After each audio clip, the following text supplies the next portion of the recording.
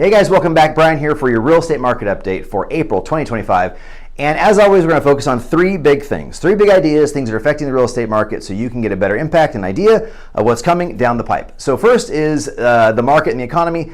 I am asked on a daily basis, if not twice a day, what's going on in the market, when's it going to crash, what's going on in the market, when's it going to crash, or some version of that, whatever it ends up being. And here's the thing, we're all very scared of the next coming of the 2006 market crash and what could come of it.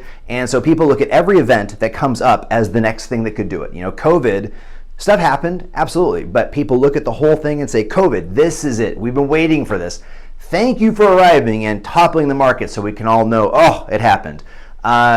Tariffs, oh, goodness gracious. Tariffs, thank you. It showed up. Now we know what the thing is going to absolutely topple the market. And this happens over and over again.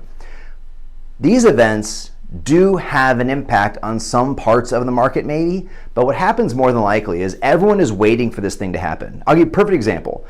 We got this weird thing on our phones today. It was an earthquake alert. Now, it was really cool.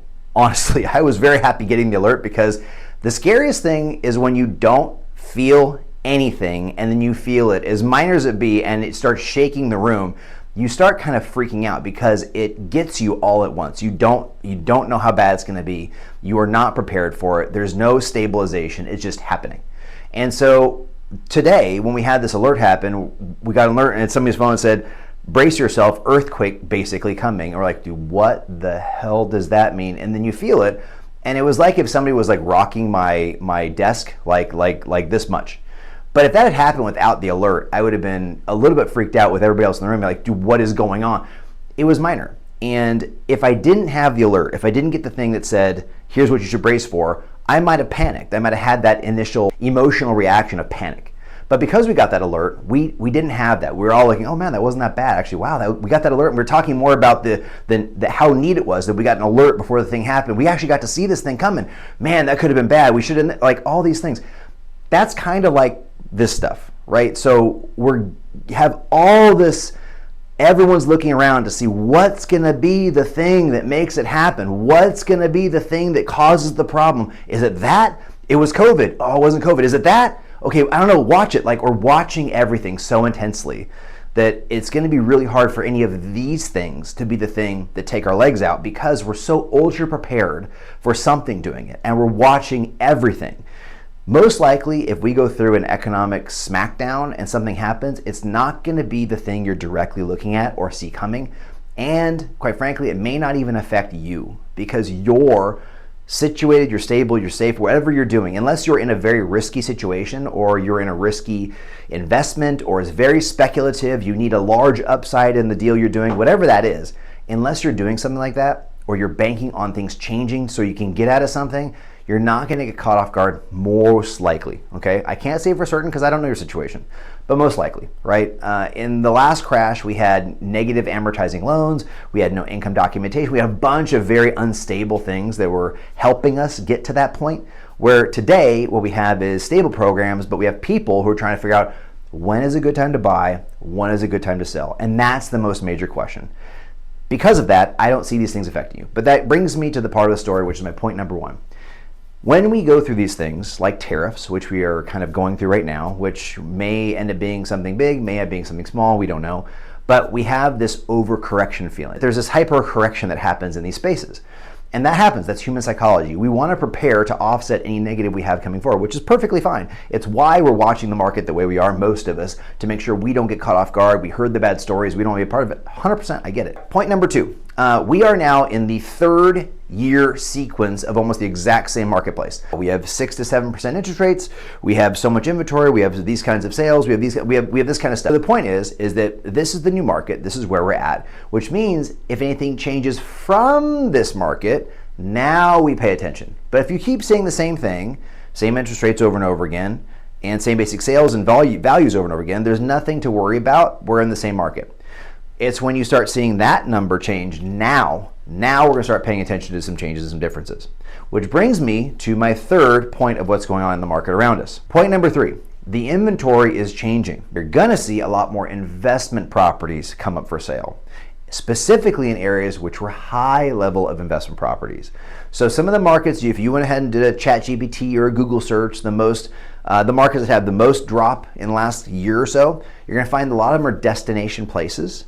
San Francisco is one, Miami was one, San Diego was one. A lot of areas where there's a lot of Airbnb business, a lot of multifamily business, all of those places are seeing significant drops.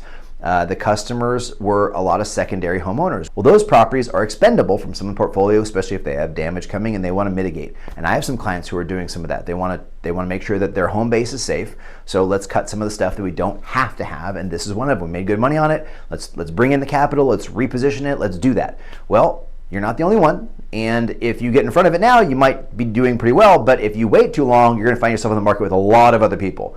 Multifamily is a big component of this. In Long Beach, for instance, there is a lot of multifamily real estate on the market currently for sale. Many, many, many listings available.